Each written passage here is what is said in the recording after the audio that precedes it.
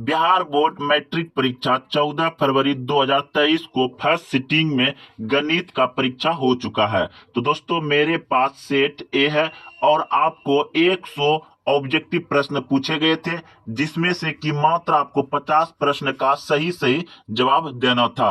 तो दोस्तों जिसका ए सेट होगा उसका सेम टू सेम प्रश्न मिलेगा, और नहीं भी है तो आपका आगे पीछे प्रश्न यानी नंबर चेंज होगा और प्रश्न मिलेगा, क्योंकि आप एग्जाम देकर के आए हैं तो आपको याद ही होगा। तो चलते हैं प्रश्न मिलाने के लिए। दोस्तों मेरे पास जितना सेट आया है, जितना प्रश्न पत्र है, उसका हम बता रहे हैं जल्दी जल्दी में।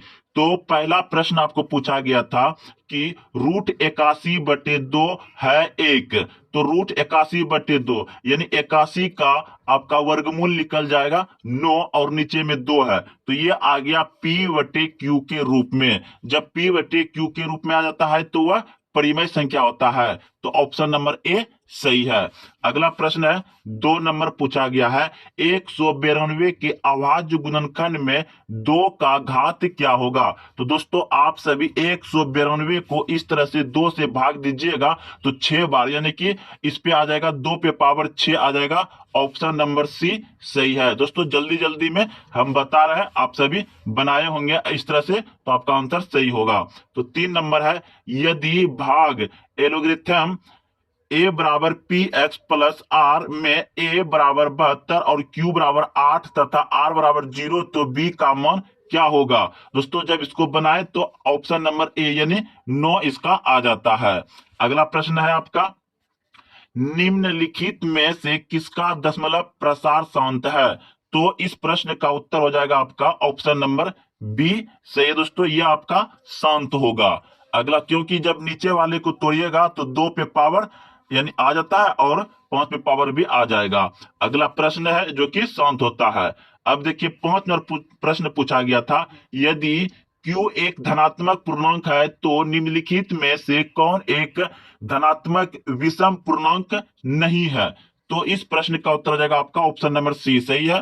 5 नंबर का हो जाएगा ऑप्शन नंबर सी सही है। अगला प्रश्न है आपका 6 नंबर, 2 लगातार सम संख्याओं का मोसो होता है। तो 2 लगातार सम संख्याओं का मोसो होगा 2 ही होगा। ऑप्शन नंबर सी सही है। अगला प्रश्न है, एक परिमेय संख्या और एक अपरिमेय संख्या का योग कैसी संख्या होती है। दोस्तों जब आप एक अपरिमेय संख्या और अपरिमेय संख्या को जोड़िएगा तो आपका अपरिमेय संख्या ही होगा। ऑप्शन नंबर बी सही है।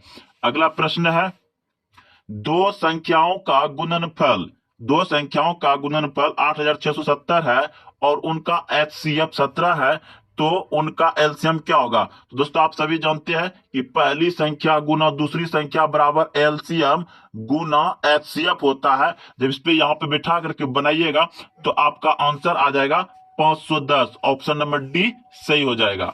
अगला प्रश्न है आपका 9 नंबर पूछा गया कि निम्नलिखित में से कौन परिमेय संख्या है। निम्नलिखित में से कौन परिमेय संख्या है। तो आप सभी देख रहे हैं, अगर इसको ऑप्शन बी को जोड़ दीजिएगा तो रूट अंदर कितना आएगा 50, तो 50 आएगा, 50 का वर्गमूल निकलेगा नहीं। फिर इसके बाद ये आप जोड़िएगा तो ये भी आपका नहीं निकलेगा और ये भी नहीं निकलेगा। और ये आप देख रहे हैं कि 64 और 36 इसको जोड़ने के बाद रूट अंडर आपका कितना जाता है 100, 100 का आ जाएगा 10, यानी कि नए कुछ नीचे 1 है, तो ऑप्शन नंबर ए हो जाएगा आपका परिमेय संख्या होगा। ऑप्शन नंबर ए सही है। Root under 64 plus 36, option number A सही हो जाएगा 9 नंबर का। अगला प्रश्न है, यदि 130 बराबर 15 गुना 8 प्लस 10 एवं 15 बराबर 5 गुना 3 प्लस 0, तो मोसो 300 और 15 होगा। तो इस प्रश्न का उत्तर हो जाएगा आपका ऑप्शन नंबर बी बिल्कुल सही है। 5 आ जाएगा सोल्व करने के बाद। अगला प्रश्न है, यदि P x 3x³ plus x square plus 2x plus 5 में भाग देना है, यानी कि भाग देना है x square plus 2x plus 1 से भाग दीजिएगा तो आपका भागफल का घात कितना होगा 1 होगा। ऑप्शन नंबर ए सही हो जाएगा, 1 होगा। ऑप्शन नंबर ए सही है। 11 का अगला प्रश्न है आपका, यदि बहुपद G X X square minus 7x plus 2 हो तो -1 का मान क्या होगा? तो -1 का मान यहाँ x के जगह पे बैठाने के बाद आपका आ जाएगा b, यानी 12। 12 आंसर होगा, 12 आएगा, तो ऑप्शन नंबर बी सही है 12 का। अब 13 नंबर प्रश्न है, बहुपद x² - 16 के शून्य अंक होंगे। तो दोस्तों जब इसको x² को आप इधर रखिएगा, x² को यहां रखिएगा और इसको उस तरफ भेजिएगा तो प्लस में हो जाएगा 16। लेकिन जब इसको उधर स्क्वायर को भेजिएगा, रूट अंडर 16 हो जाएगा। जब ये रूट से निकलेगा तो दोनों निकलता है, यानी प्लस और माइनस में शून्यों निकलता है, तो दोनों हो जाएगा, यानी कि प्लस और माइनस। तो ऑप्शन नंबर ए सही हो जाएगा आपका। 13 नंबर का ऑप्शन ए सही है। अगला प्रश्न है, यदि पी एक्स बराबर x² - 3x + 5 के शून्यांक a और b हो तो 4a plus alpha plus beta का मान होगा। तो दोस्तों इस प्रश्न का उत्तर हो जाएगा आपका ऑप्शन नंबर हो जाएगा इसका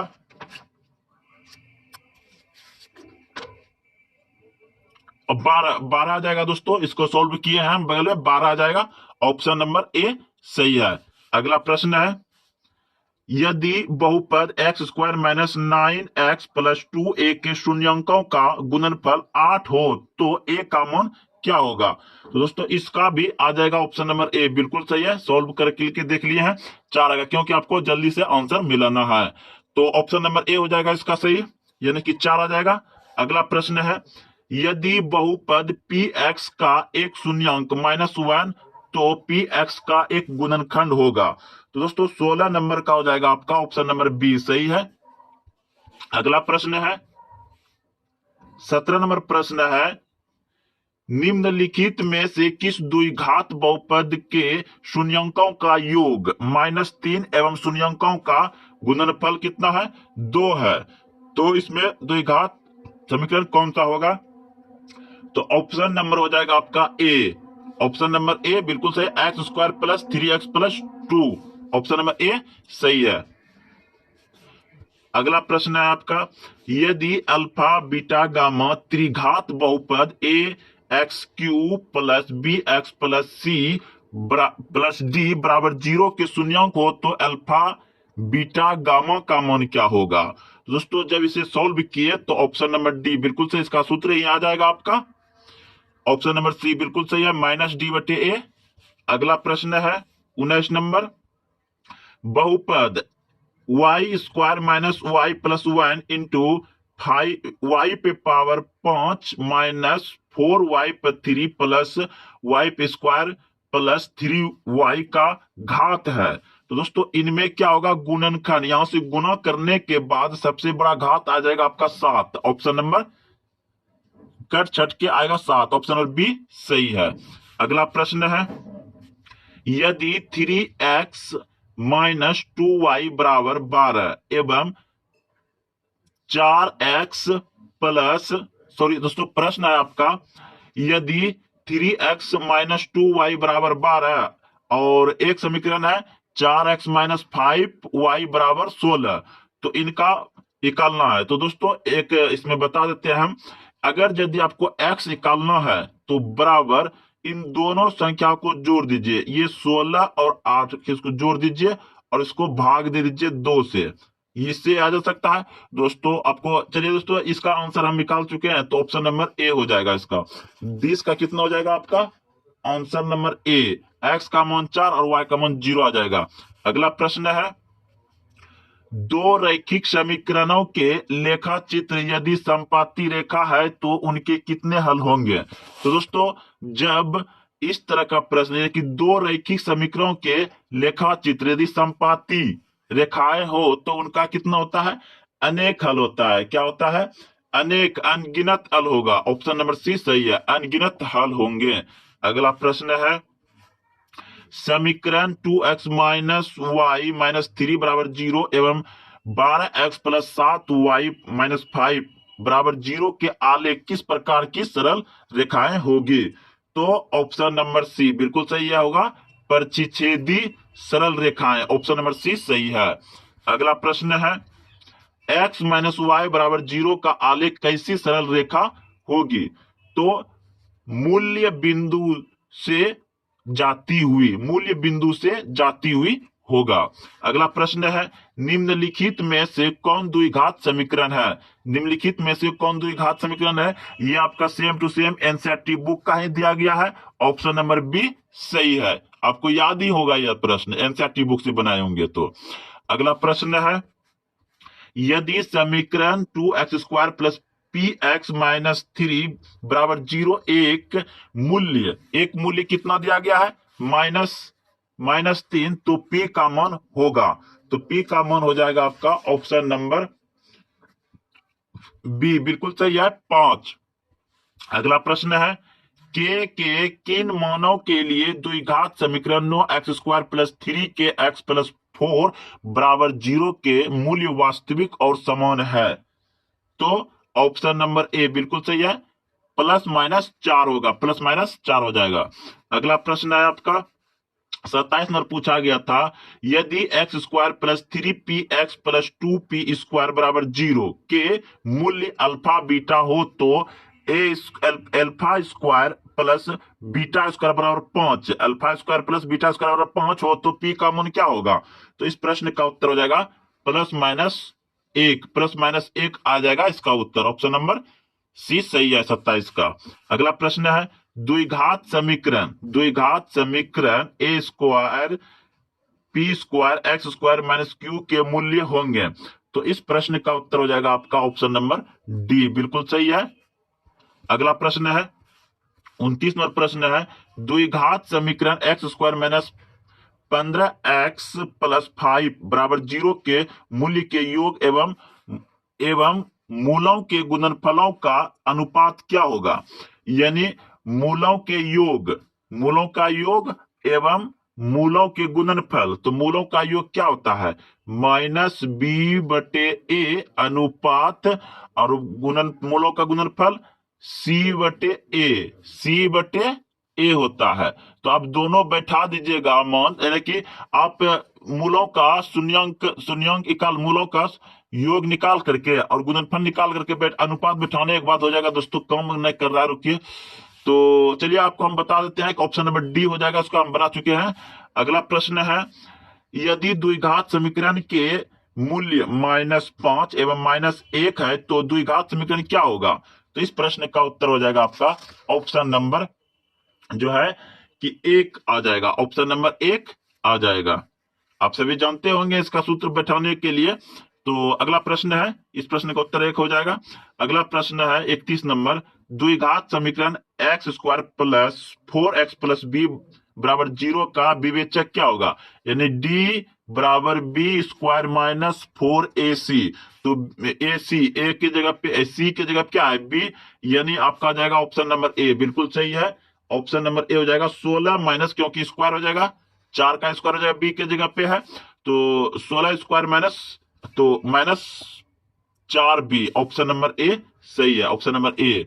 अगला प्रश्न है, निम्नलिखित में से कौन समांतर श्रेणी में है? समांतर श्रेणी में कैसे पता करते हैं?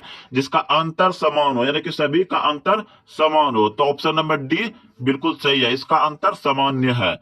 अगला प्रश्न है, समांतर श्रेणी √18, √50, √98 में का सार्व अंतर क्या है? तो इसका सार्व अंतर क्या हो जाएगा? तो ऑप्शन नंबर बी बिल्कुल सही है, 2√2 हो जाएगा। अगला प्रश्न है 34 नंबर, समांतर श्रेणी 2, 5, 8, 11 का 11वां पद क्या होगा?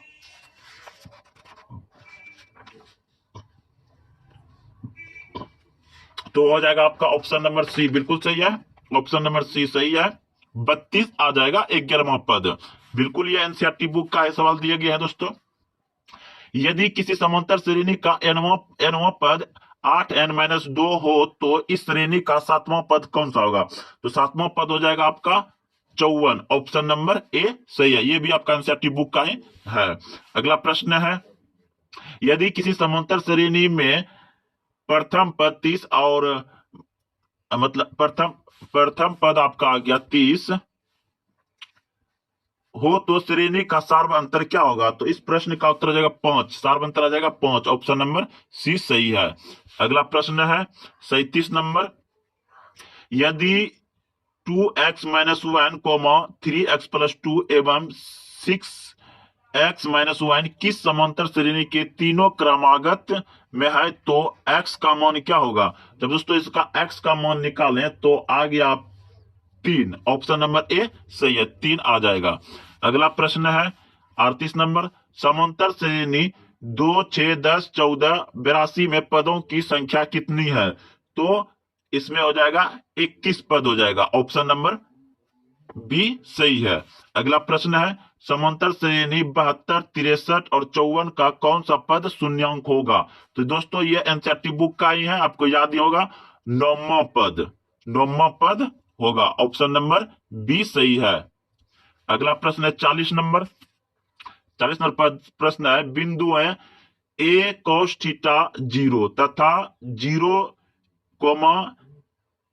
कोमा ए साइन थीटा के बीच की दूरी क्या होगा। तो इस प्रश्न का उत्तर हो जाएगा आपका ऑप्शन नंबर जो है कि हो जाएगा ए। इसका बनवाने के बाद आया ए, ऑप्शन नंबर ए सही है। तो अगला प्रश्न है आपका बिंदु 15, 8 की मूल्य बिंदु से दूरी क्या होगी। तो मूल्य बिंदु निकालने के लिए दोस्तों आप सभी जानते होंगे कि डायरेक्ट इसका स्क्वायर कर दीजिए, 15 का स्क्वायर अब प्लस 8 का स्क्वायर कर दीजिए, दोनों को जोड़ करके वर्गमूल निकाल लीजिए, तो आपका ऑप्शन नंबर सी बिल्कुल सही है, 17 हो जाएगा। Option number C 17। सरल रेखा y बराबर 2x-3 का आलेख निम्न में से किस बिंदु से होकर गुजरेगी।